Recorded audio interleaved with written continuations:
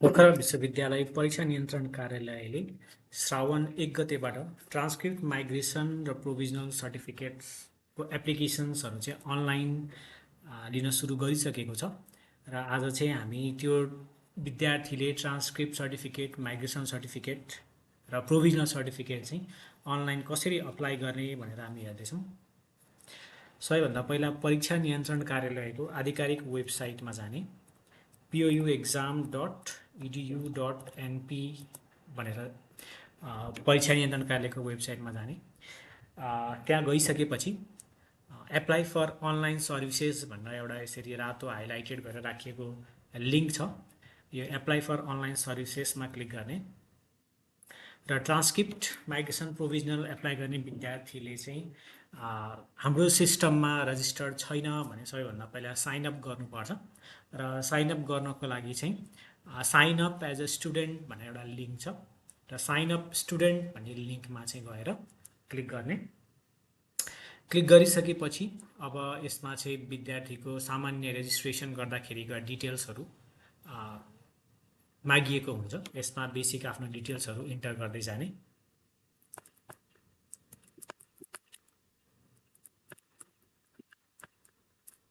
र यो डिटेल्स भनेको एकदम भ्यालिड डिटेल्स राख्नुपर्ने हुन्छ, किनभने विद्यार्थीलाई इमेल जाने, विद्यार्थीलाई सम्पर्क गर्नुपर्ने केसेस भएको खण्डमा चाहिँ यही हेरेर नै यसैलाई नै मान्यता दिने हुन्छ। सो हामीले विद्यार्थीलाई सम्पर्क गर्नु परेको केसमा यसरी नै डिटेल राख्नुपर्ने हुन्छ। त्यसैले आफ्नो डिटेल्सहरू जहिले पनि भ्यालिड डिटेल्स नै इन्ट्री गर्नुपर्ने हुन्छ।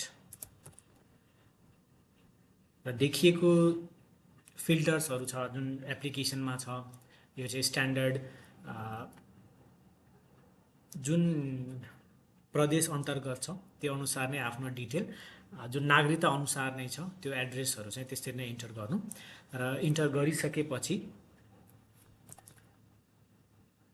आफ्नो कलेज, आफ्नो प्रोग्राम, आफूले कुन प्रोग्रामको लागि अप्लाई गरेको हो र आफूले कुन इमेल युज गर्दैछु भन्ने कुरा लेख्ने र इमेल पनि भ्यालिड इमेल लेख्ने, कुनै पनि third party tools, temporary email use नगर्ने, किनभने विद्यार्थीलाई जानकारी, विद्यार्थीको सर्टिफिकेट रेडी भयो भनेर जानकारी गराउनको लागि यही इमेल युज हुन्छ।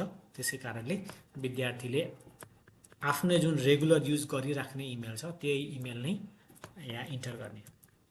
अब जब हामीले स्टुडेन्ट रेजिस्ट्रेसन प्रोसेसको फर्म, यो सिङ्गल पेज फर्म इन्ट्री गर्छौँ, इन्ट्री गरेर हामीले सबमिट गरेपछि हाम्रो इमेलमा चाहिँ एउटा कन्फर्मेसन लिङ्क भनेर आएको हुन्छ र आफ्नो इमेलमा जाने र आफ्नो इमेलमा गइसकेपछि त्यो रजिस्ट्रेसन लिङ्क ओपन गर्ने र त्यो रजिस्ट्रेसन लिङ्क ओपन गरिसकेपछि बल्ल चाहिँ हाम्रो के हुन्छ, लगइन गर्न एक्सेस मिल्छ।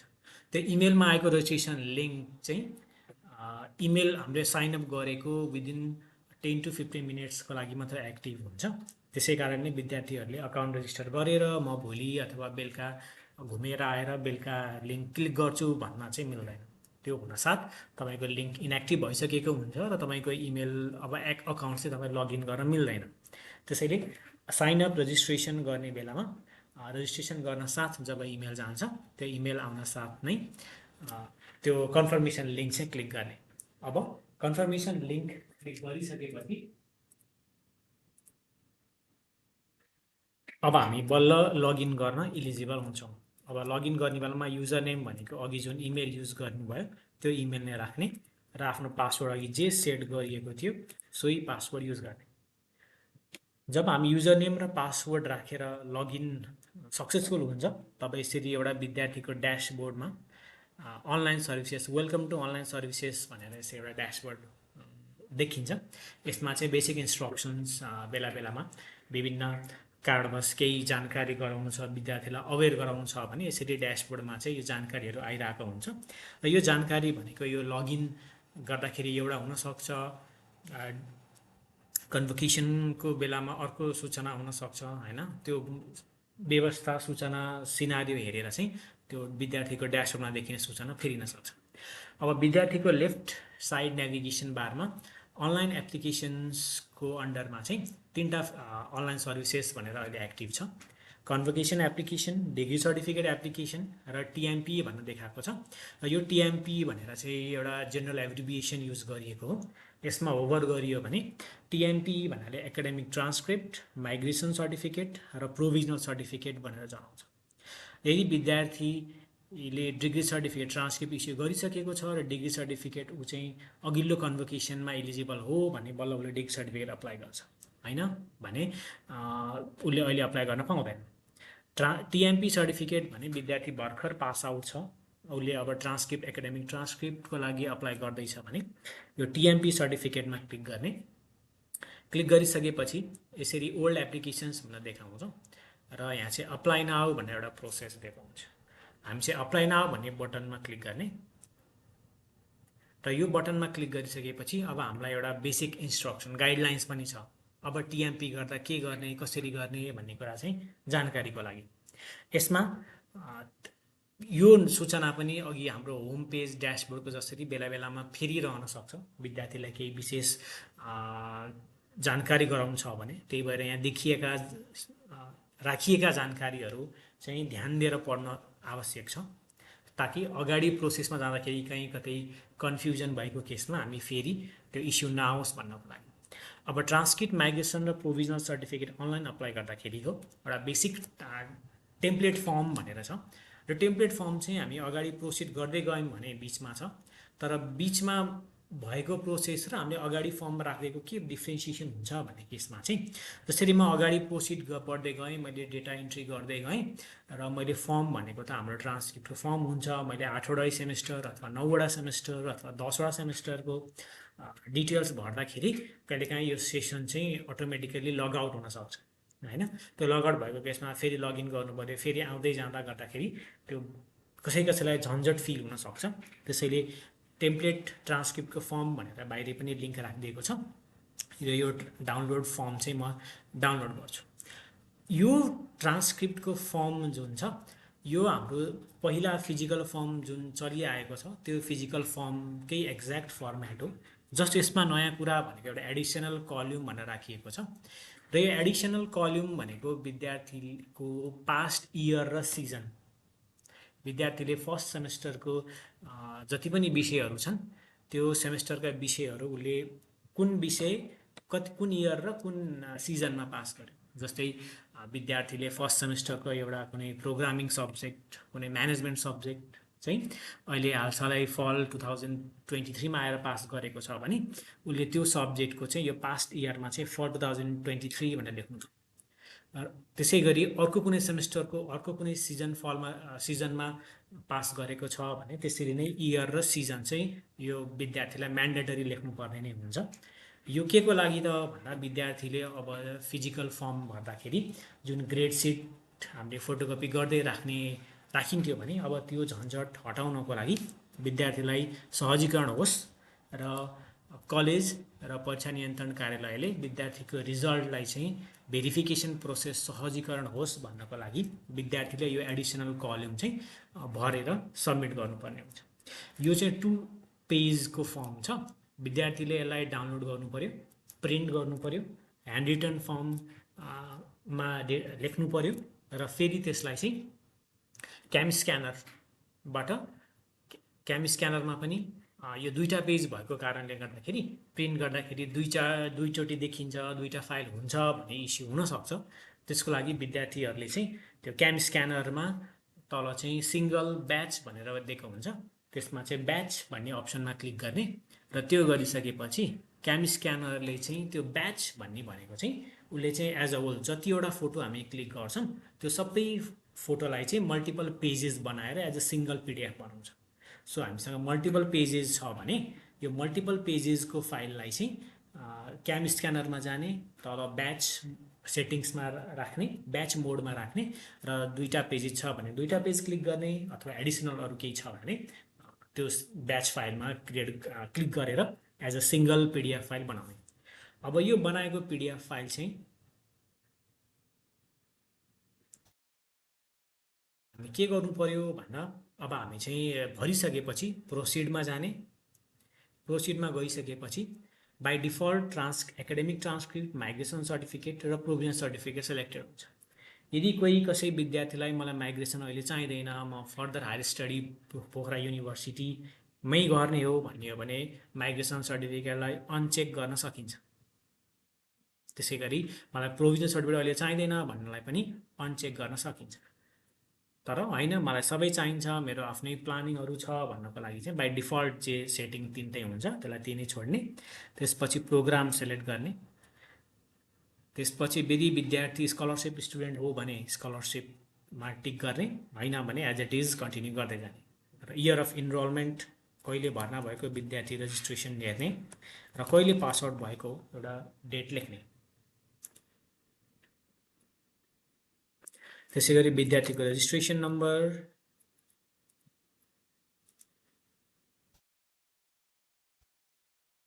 त्यसै गरी एक्जाम रोल नम्बर। अब ट्रान्सक्रिप्ट डिटेल फर्ममा चाहिँ जुन अघि क्याम स्क्यानरबाट पिडिएफ फाइल खिचिएको छ त्यो पिडिएफ फाइल अपलोड गर्ने।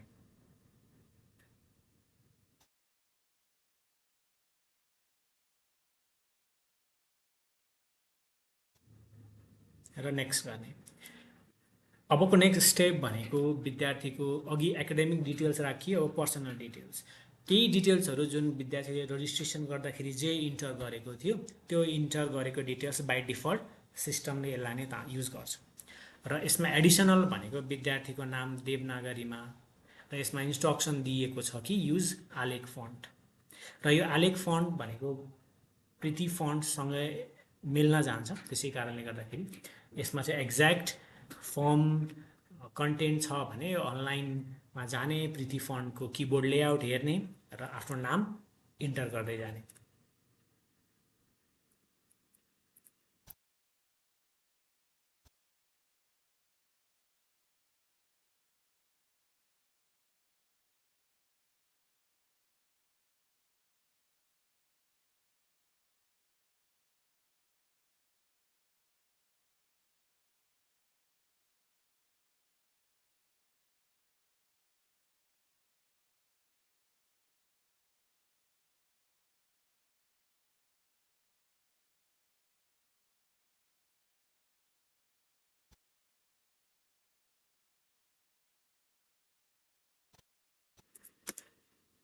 त्यसै गरी फादर्स नेम इन्टर गर्ने। अब आफ्नो सिटिजनसिपको फोटो फ्रन्ट र ब्याक फोटो भन्ने छ।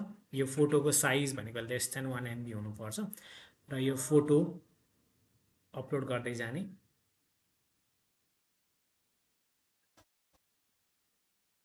र proceed to payment, submit and proceed to पेमेन्टमा क्लिक गर्ने।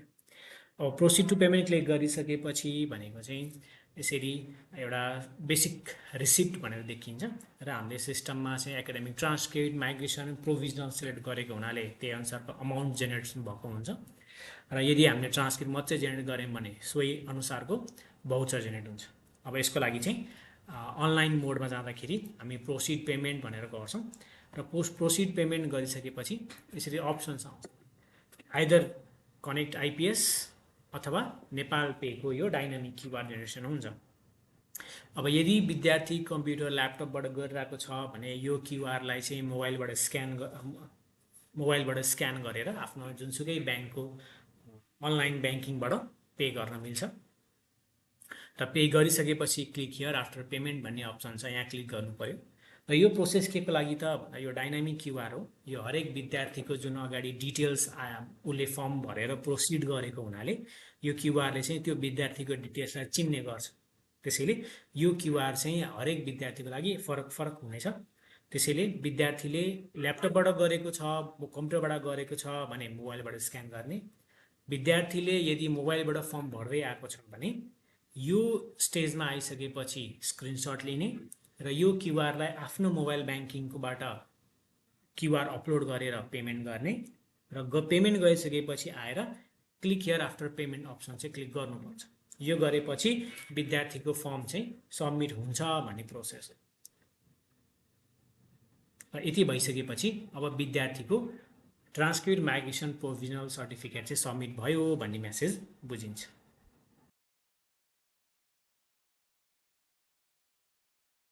ट्रान्सक्रिप्ट सर्टिफिकेट, माइग्रेसन सर्टिफिकेट र प्रोभिजन सर्टिफिकेट विद्यार्थीले अप्लाई गरिसकेपछि विभिन्न प्रोसेस फेजेसमा चाहिँ भेरिफिकेसन प्रोसेसहरू हुन्छ र त्यो सम्पूर्ण भेरिफिकेसन प्रोसेस पुरा भइसकेपछि अथवा कुन कुन प्रोसेस पुरा भयो भएन, कहाँनिर पुग्यो मेरो एप्लिकेसन भनेर विद्यार्थीले एप्लिकेसन ट्र्याक गर्न मिल्छ।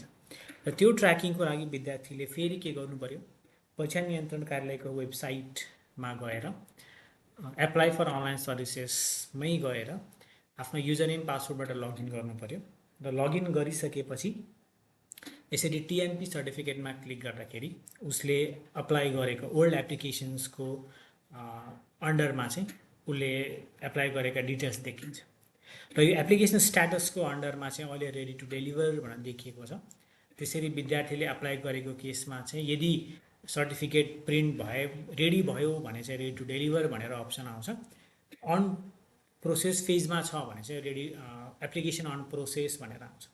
अब कहाँ पुग्यो भन्नको लागि हामी यसरी यो जुन लिङ्क छ, यो लिङ्क रेडी टु डेलिभर छ, पहिले विद्यार्थीले हेर्दाखेरि एप्लिकेसन रिसिभ हुनसक्छ, एप्लिकेसन अन प्रोसेस हुनसक्छ, अथवा एप्लिकेसन केही कारणवश रिजेक्ट भएको केसमा रिजेक्टेड भनेर देखिन सक्छ। अब यो एप्लिकेसन स्ट्याटसको अन्डरमा भएको लिङ्कलाई क्लिक गर्ने हो भने विद्यार्थीको आफूले के कुरा भयो, कहाँ भएन भन्ने कुरा चाहिँ उसले यसरी लिस्ट हेर्न पाउँछ। र यो लिस्ट प्रोसेसमा चाहिँ मेरो ट्रान्ज्याक्सन, मैले पे गरेको अमाउन्ट भेरिफाइड भएको छ, कलेजले मेरो डिटेल्स हेरेर भेरिफाई गरेको छ, त्यसपछि कन्सर्न डिपार्टमेन्टले चाहिँ सबै डकुमेन्ट भेरिफाई गरेर प्रिन्ट गरेर अब मलाई डकुमेन्ट लिन आउनु भनेर चाहिँ एउटा रेडी टु डेलिभर भनेर स्ट्याटस दिन्छ। साथसाथै यो रेडी टु डेलिभर स्ट्याटस आउनु भनेको मलाई इमेलमा पनि एउटा नोटिफिकेसन आउँछ कि the document is ready, collect गर्नुहोस् भनेर एउटा इमेल आउँछ। अब यो इमेल आइसकेपछि मैले विद्यार्थीको डिटेल्स कसरी युज गर्ने भन्दा अब मैले चाहिँ कसरी कलेक्सन गर्ने त भन्दा यसरी download TMP certificate receive form भन्ने हुन्छ। यो फर्म डाउनलोड गर्ने, प्रिन्ट गर्ने र त्यो फर्म चाहिँ परीक्षा नियन्त्रण कार्यालयको रिसेप्सनमा यो फर्म बुझाउनु पर्ने हुन्छ र यो फर्म बुझाइसकेपछि मात्र विद्यार्थीले आफ्नो जुन सर्टिफिकेट अप्लाई गरेको हुन्छ त्यो सर्टिफिकेट उसले इस्यु हेर्न लिन पाउँछ, कलेक्सन गर्न पाउँछ। र यो फर्म भनेको चाहिँ बेसिक डिटेल छ विद्यार्थीको, र यो विद्यार्थीको डिटेल्समा चाहिँ यदि विद्यार्थी आफै रिसिभ आउँछ भने विद्यार्थीको सिग्नेचर हुनु पर्यो, अथवा विद्यार्थीको हकमा अरू कसैले आएर सर्टिफिकेट कलेक्सन गर्छ भने त्यो रिसिभरको डिटेल्स यो फर्ममा राखेर फर्म चाहिँ रिसेप्सनमा सबमिट गर्नुपर्ने हुन्छ।